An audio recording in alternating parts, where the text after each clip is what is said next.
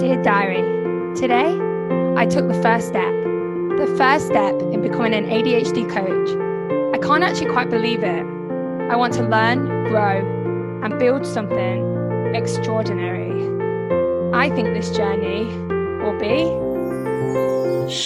the Indigo Diaries. Dear Diary, welcome world to the Indigo Diaries, and welcome to our exciting new series, Series 2, The World Through a Trainee's Coach's Eyes.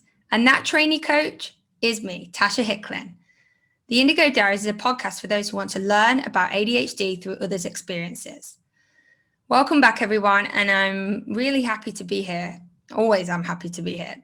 As you might, we talked about last week and the week before, you might notice a bit of a difference with my sound quality. A few weeks ago, the audio jack broke, so I ordered a new one. And actually the microphone had broke. This is what happens when you buy cheap stuff online in Asia. It's usually very cheap and made very cheaply.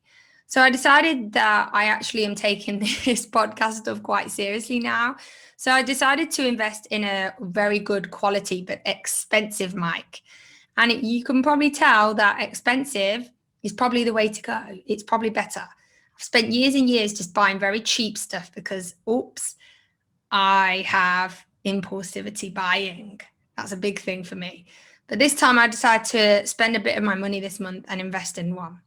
And already I can tell it's going to be better. So you see what happens when you buy something that you really want. So this week has been a bit of a turn of events for me. I was not very well last week. I had a few days of no exercise. And anyone that knows me, I have combined presentation. So I get very agitated when I can't exercise, like seriously agitated. I was in bed for 3 days and I was in absolute moody anything. I was so emotionally all over the place.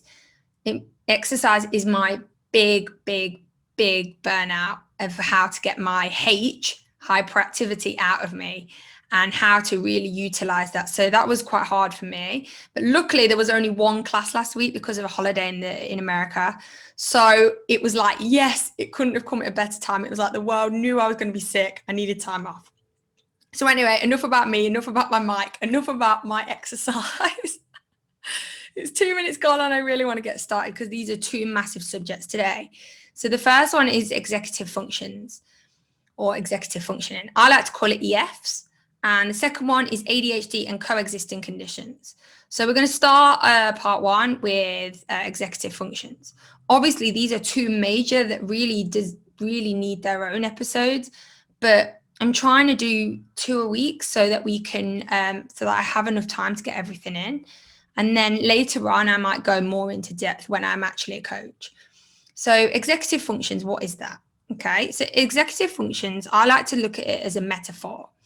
And you might have heard this metaphor before, but I've really started to understand, and I learn through metaphors, not through proper terminology. So executive functions is a bit like a band composer that's controlling parts of your brain. Okay, it's controlling the bigger picture of your brain. So obviously in a band, you've got the different parts, you've got the volume, you've got the pace, you've got the different roles, you've got the timings, you've got the stops, the breaks, the rest. And the band composer composes all that. He tells when the violins need to play, when the clarinets need to play. He says when your volume needs to be up, when your volume needs to be down, when it needs to get faster, when it needs to go slower. He then picks the music. He then tells you when to stop. He then gives people breaks. He then lets some people rest so that others can have their moment. He lets some need tuning, some need this. And that's a bit like what your part of your brain is. Your executive function sits mainly in your frontal lobe of your brain. Your frontal lobe is where most of the stuff happens, your prefrontal cortex. And it's basically the composer of a set of mental cognitive skills and processes that help you get things done. So it composes different parts of skills and processes that help you get things done. So do you need it? Yes, it's essential for every single thing. It's essential for setting goals, for making decisions, for your emotions, for your memory, long-term, short-term focus, doing things, getting there, thinking about things. I could go on and on. So obviously, when you hear that word executive functioning, you think, wow, ADHD executive functioning, how much more could they not relate? And it's not even in the DSM-5. Some parts of it, like attention and I could carry on, are in it. But executive function is such a huge part of ADHD. There's a lot of stories going around at the minute about executive functioning disorder, and it's not actually a thing. It's just a huge part of ADHD and other conditions as well, but mainly ADHD. So the two main theories that I really like about executive functioning is Russell Barkley, and Thomas Brown. So I'm going to tell you a bit about them. So Russell Barkley says that executive functions are like 4 circuits. There's 4 different circuits to help you understand it. So the first one is what. So that's things like your working memory, long-term, short-term, that helps with planning goals, plans, organization, what to do. Basically what, the what part of your brain. What are you going to work on? So let's look at it in like working on a task. So the what is like what you're going to do. Then we've got when, number 2. The second circuit is when. So that's things like time management, sequencing timelines. So when are you going to work on the project? How long is it going to take? Etc., when. Then number 3 is why, the why circuit. So that things like your emotions, your motivation, making decisions, how you feel about it. So when you're doing a project, it's why are you doing it? Why are you here? Why are you going to get there? Why are you going to keep doing it? And then number 4 is who. And this is about your self-awareness, okay? That's how you feel, how your actions, how internally you feel, how external, and your internal and external actions, and then how you self-regulate. All these 4 clusters all these 4 circuits make your executive functions and what they do. And it really is about your self-regulation, regulating these different parts of your brain in order to be able to get a task done. And I really like that. And then he also has different parts of that are broken down, but I really like that 4 circuits. So I'm kind of just going to go with that bit. There are the different skills. He also has different skills, which is awareness, inhibition, nonverbal working memory, verbal working memory, then emotional regulation, motivation, planning, and problem solving. But they all fit into the what, when, why, and who. Okay, and then we have Thomas Brown. Now, Thomas Brown sees the executive function as clusters.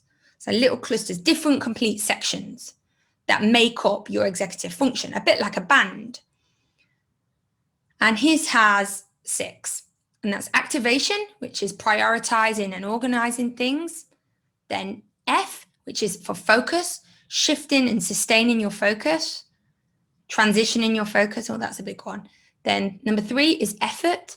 That's your effort with your processing speed, you're regulating your effort and sustaining effort for a long period of time.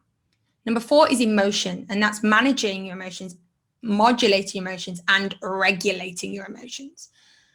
And then number 5 is memory, and that's utilizing and assessing things, accessing your working memory, long-term, short-term, and then action, which is monitoring, self-regulate with social situations, etc., etc. And he looks at his different clusters and different parts, and he sees that it's like different parts of a band here, here, and here. However, Russell Barkley is more of 4 sections that make up a person, but Thomas Brown sees it as 6 different things, but it all means the same thing: self-regulation. Executive functioning is all about regulating yourself to get things done.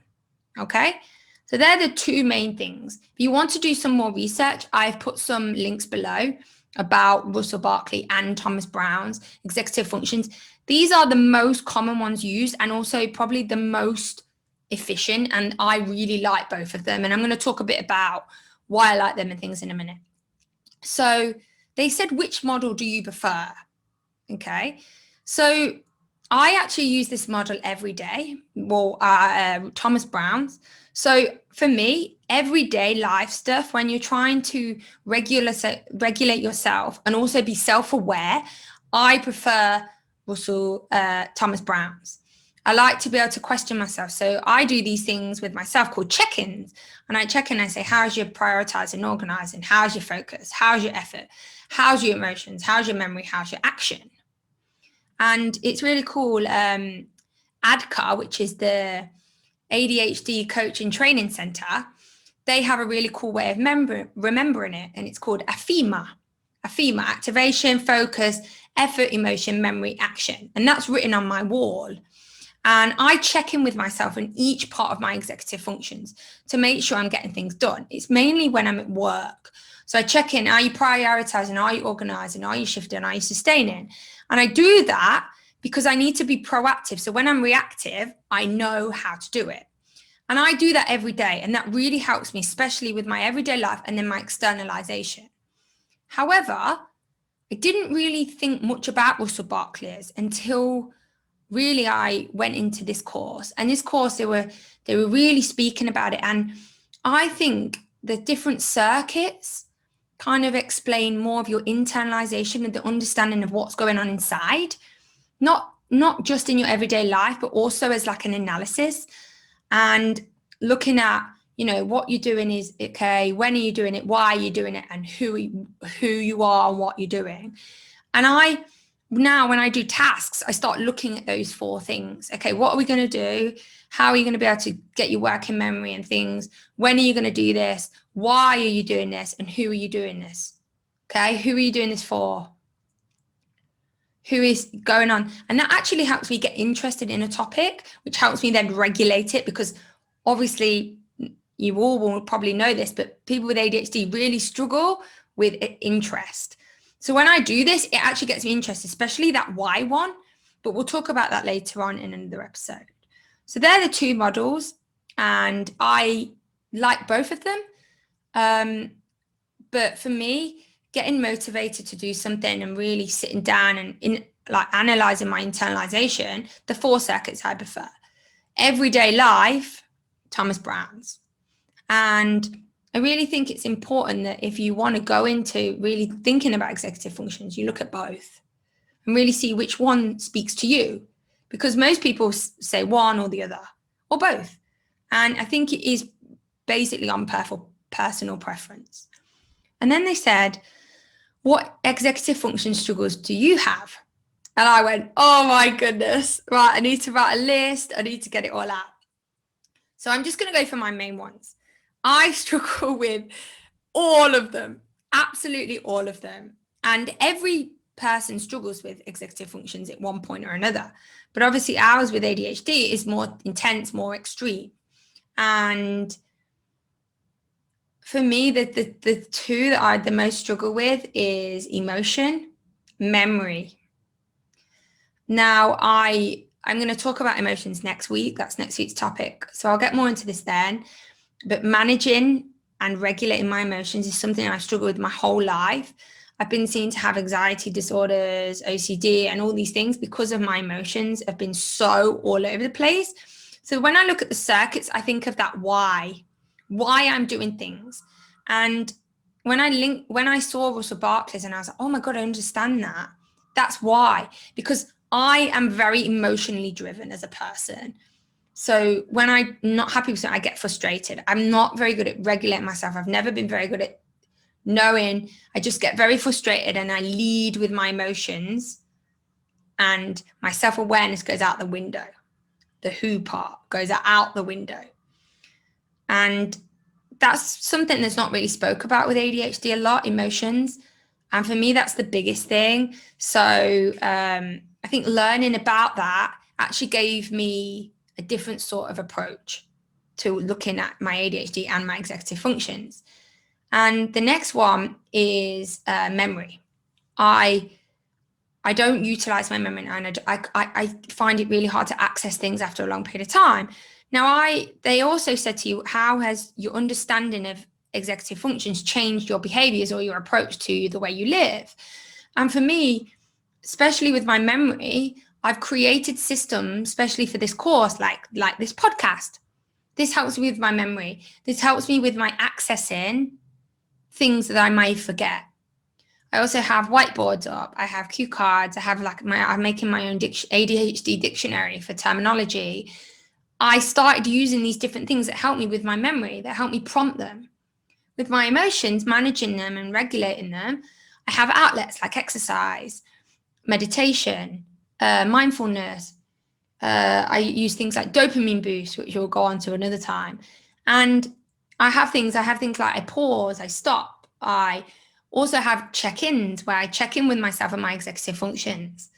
And without knowing about this, I wouldn't have given myself permission, or I wouldn't have even thought about actually doing this. So if you don't know, if you have ADHD and you don't know about executive functions, then really check out the links below, because my goodness, I think finding out about executive functions and what they are and how your brain works with them definitely changed my life and the way I approach things. And, you know, I work with children, and executive functions is a big thing when you're a child, and it's just really beneficial. And I couldn't portray that more. So if you would like more information, it is below. And I really hope that you do, because understanding the way your brain works, your unique brain wiring, really is a game changer.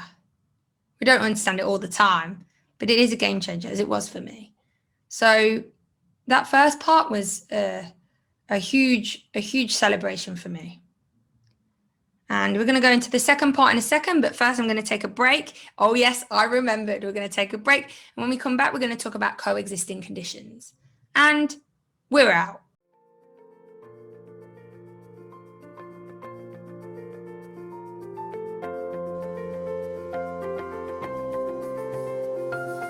If you would like any information on Indigo's support group, check out the website below for our link to our Facebook page, or email at indigo.adhd2020@gmail.com. If you would like to offer any comments or feedback, or if you are interested in the world hearing your story, then please reach out, either through the group or through our email.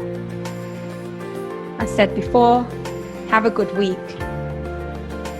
Check in again later, Indigos. Shh, the Indigo Diaries. And we're back. Welcome back. If you didn't join us for the first half, we were talking about executive functions. You were verbal processing with me. And now we're going to talk about something that really hits home for me. It's about coexisting conditions. So coexisting, comorbid, co-occurring. I don't really like the word comorbid, so I'm going to use the word coexisting or co-occurring. Co-occurring condition is when basically you have two conditions occurring at the same time, or existing at the same time. And 70% of individuals with ADHD have a coexisting condition on top of ADHD. And this, it could be, we'll go into what it could be in a minute, but this also, it can be you either born with it, like genetics, you know, like ADHD is, or it can be more of a prone mental health challenge because of living years with ADHD or with undiagnosed ADHD. So even if a lot of people with ADHD might not have genetics for two conditions, but because of living with the struggles of ADHD in this society, in this world, then that can usually bring on, and people with ADHD are very prone to mental health challenges. So the most common ones are things like learning difficulties like dyspraxia, dyslexia, dyscalculia. I could go on, ODD, OCD, sleeping, insomnia, sensory processing disorder or challenges, anxiety, depression, ASD, which is autism, brain injury. I could go on and on. There's so many. Substance abuse. I could literally go on and on and on. There is so many. And I haven't got time to go into all of them and the percentages and things like that. If you would like things about the percentages, we did a lot about that I think it was last episode, maybe the one before. So go and check that out, or go online. There is so much stuff online about, the the statistics between ADHD and coexisting conditions. Today that I really want to talk about is the experience of having coexisting conditions, because I have a few, to say the least. So there's a lot of, really good numbers out there and studies about how they affect different parts of your life. But I really want to talk about the experience today, because that's the number one thing that I think that I got from this course, from this part of the course. So they said, what's your experience with any coexisting conditions? And I was like, where do I want to start? So if anyone's listened to my episode in series 1, then you might know a bit of this, but I would just go into this again. So I have, when I was 15, I was diagnosed with OCD and anxiety. OCD is obsession compulsive disorder, and anxiety, most people will know what that is. And for me, that was like, now when I look at my back at like how I was, that was literally prone mental health, disorders, because I didn't know anything about myself. I didn't understand myself. So that, for me, that was a coping mechanism for undiagnosed ADHD and undiagnosed other coexisting conditions that I genetically was born with. And for me now, I mean, anxiety came up a few years ago for me again, and it's been co-occurring my whole life, and my OCD. But as I've started in the last 2 years, as I've started to know what my ADHD is, those conditions in me have almost gone, have almost not go, but have kind of grown out of those behaviors that I used to have when I was 15. And, I had a lot of CBT therapy and things like that. So for me, those ones were more relevant when I was a child, and then before I was diagnosed. I also have dyslexia and dyspraxia. So dyslexia is, most people that's probably the most common learning difficulty, which is, reading, writing, spatial, I could go on and on and on. Dyspraxia, which could also be called developmental coordination disorder, and people might know it as that, is a condition to do with like fine motor, gross motor coordination, basically, disorder, and coordinating different parts of your body and everything. And I was diagnosed with this when I was 21. I actually didn't give myself permission to live like I should until I was diagnosed with ADHD. When I was diagnosed, I actually couldn't believe that no one had picked my ADHD up when I went for dyslexia and dyspraxia. When I was at uni, I got a lot of help for my dyslexia, and it got me through uni, but I still never did anything. I still tried to force myself to do things that I couldn't do, or that I found really, really difficult and was painful. But it still didn't answer a lot of questions. So I kind of just, as a way, kind of just left it. Dyspraxia, I never really understood. I knew, like, I struggled with, like, my fine motor, my gross motor, like cutting, draw, and it affected different parts of my life, but I was never really explained to how to help it. And then I was obviously diagnosed with ADHD, and it all made sense. And ADHD for me is probably the biggest one, but it's not the only one. And it explains different parts. I kind of see myself as a jigsaw, and all these coexisting conditions are pieces of myself. They're not all of me, but they're pieces of me. And learning about ADHD and this, it's probably one of the biggest, most significant parts. But my dyslexia and my dyspraxia affect me every single day. And and obviously people can have it different severities, but my dyslexia and dyspraxia are quite severe. And I don't think I ever really gave myself permission to live my life knowing that I had these conditions, and advocating for my needs and really giving myself what I needed, not forcing myself to live a life that I can't live and I don't want to live. I was forcing myself to be normal, whatever normal is.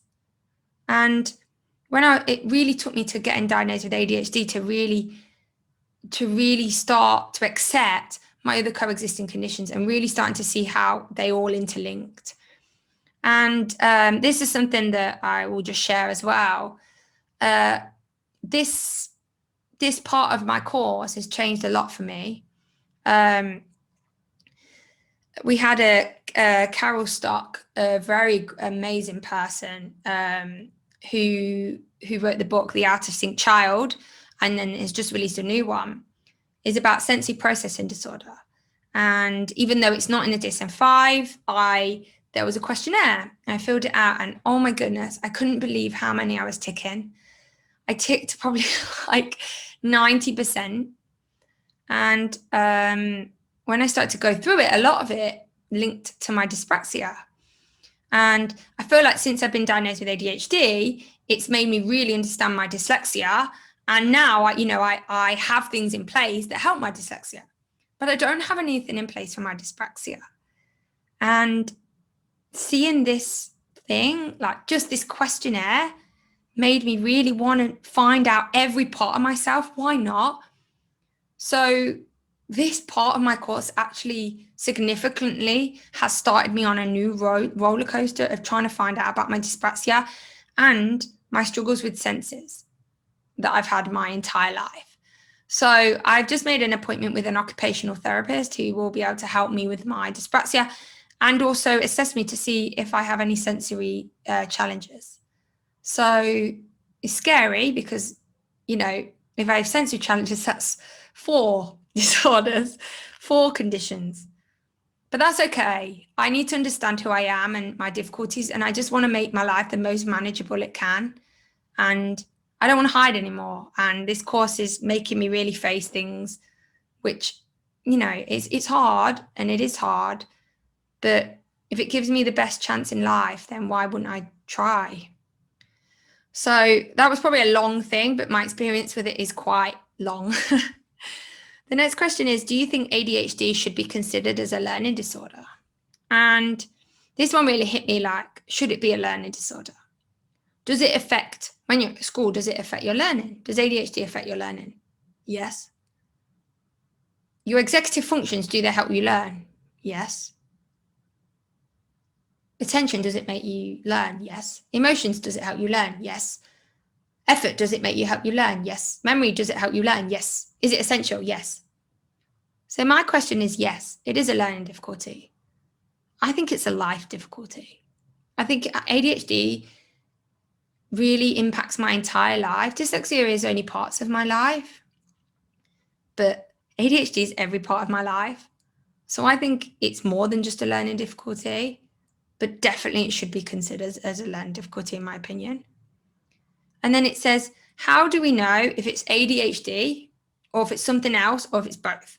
So this is a big thing. A lot of people get misdiagnosed with other things. For instance, me, I got diagnosed with OCD and anxiety. Then I was diagnosed with dyslexia and dyspraxia, which is spot on, but I still didn't have the ADHD until, 7 years later when I was diagnosed myself. And it's that thing of, where do we go? And I've heard so many stories about people being diagnosed with the wrong thing or other things, or they get diagnosed, with bipolar, but really it's ADHD because some of the symptoms overlap. And that's the biggest thing, is some of the symptoms overlap.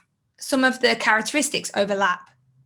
Attention also is dyslexia, and planning and things like that. And it's very interlinked. And if you don't have a specialist, there are many great specialists, but if you don't have a specialist that is really, really specialized in ADHD, then how are they going to diagnose the correct thing? So for me, I always feel that if you don't feel confident with your diagnosis, then go and get a second opinion. Why not? I can't look at the past and say, I wish I'd done that, but maybe I had. If I had, but you can't think about that. But there are 4 things that they really think about is your age. Where are you? When did it start? Family history, because ADHD is genetic. We know that now is biological disorder. Severity, how severe is it in different parts of your life? Everything else. Types of symptoms. So what are your specific types? Even if it means doing more investigation and blah, blah, blah. And then how long symptoms have been happening, which goes back to age. ADHD can't just start at 12 years old, 22 years old. Anxiety can. Anxiety can be put on by different situations, etc., etc. And it's about knowing these key factors And my advice to you is, if you think that maybe you have ADHD, or you think that you may have something else, do your research. Do your research about things like, biological, when things start, types of symptoms, because then you will know and you'll be able to tell your doctor. They should already know all these things, but let's be realistic. Some don't.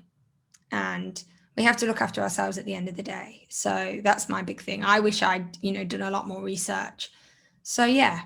And this is the last thing I'm going to end with today, is people with a condition or a disability, or however you look at it, are referred as neurodiverse, neurotypically diverse.